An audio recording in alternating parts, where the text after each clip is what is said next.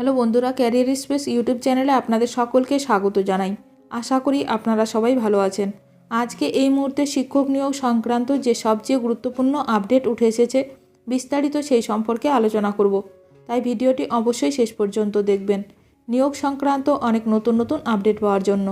বন্ধুরা, শিক্ষা সংক্রান্ত ও চাকরি সংক্রান্ত সমস্ত রকমের লেটেস্ট আপডেট আপনারা এই চ্যানেলে পাবেন।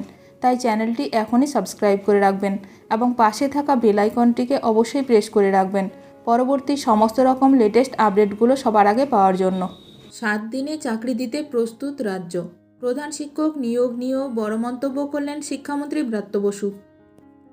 ফের আন্দোলনরত চাকরি প্রার্থীদের নিয়ে মুখ খুললেন রাজ্যের শিক্ষামন্ত্রী ব্রাত্য বসু।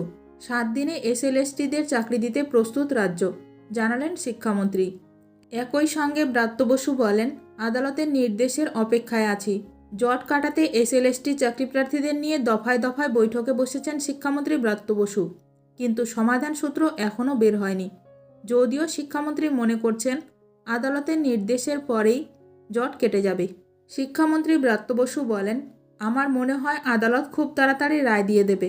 জটও খুব তাড়াতাড়ি খুলে যাবে। প্রাইমারির জট খুলে গেছে। আমরা হেডমাস্টার নিয়োগ করতে যাচ্ছি। এসএলএসটির যে জট তা ভোটের পর খুলে ফেলব। আদালতের নির্দেশের অপেক্ষায় আছি আমরা।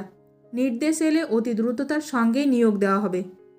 শিক্ষামন্ত্রী ব্রাত্য বসু আরও বলেন, এসএসসির সঙ্গে দীর্ঘ মিটিং করেছি। আদালতের নির্দেশের পর আমরা 7 দিনের মধ্যে নিয়োগ করতে পারব।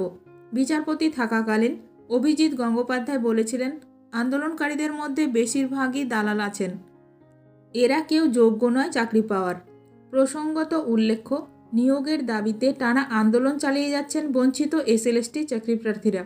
নিয়োগ নিয়ে বারে বারে বৈঠকও হয়েছে। একাধিকবার প্রতিশ্রুতি মিললেও নিয়োগ এখনও অধরা।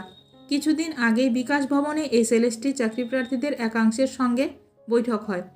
ওই বৈঠকে উপস্থিত ছিলেন শিক্ষামন্ত্রী ব্রাত্য বসু, শিক্ষা সচিব মনীষ জৈন, এসএসসির চেয়ারম্যান সিদ্ধার্থ মজুমদার এবং কুণাল ঘোষ। এখন দেখার বিষয় রাজ্য সরকার কত দ্রুত নিয়োগ প্রক্রিয়া সম্পন্ন করেন।